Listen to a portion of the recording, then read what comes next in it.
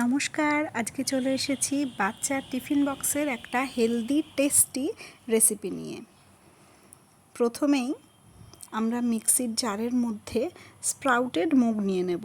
এটা তো সবার জানা যে স্প্রাউটেড মুগ আমাদের শরীরের জন্য কতখানি উপকারী। এতে আমরা প্রোটিন পাচ্ছি, ফাইবার পাচ্ছি। আর এর সাথে নিয়েছি 1.5 চামচ মতো টক দই, স্বাদ অনুযায়ী লবণ। এরপরে এটাকে একদম মিহি পেস্ট করে নিয়ে একটা বাটিতে ঢেলে নিয়েছি। আর প্যানের মধ্যে অল্প তেল দিয়ে ছোট্ট ছোট্ট বাতাসার থেকে একটু বড় সাইজের উত্তাপামের মতো বানিয়ে নিচ্ছি।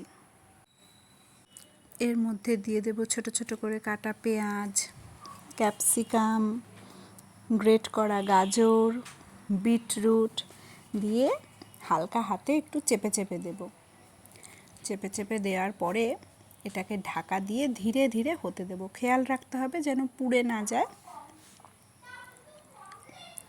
এইবারে এটাকে যখন এক পিঠ হয়ে যাবে তখন উল্টে দেব। সাবধানে উল্টাবো যাতে করে ভেঙে না যায় জিনিসটা, সবজিগুলো পড়ে না যায়।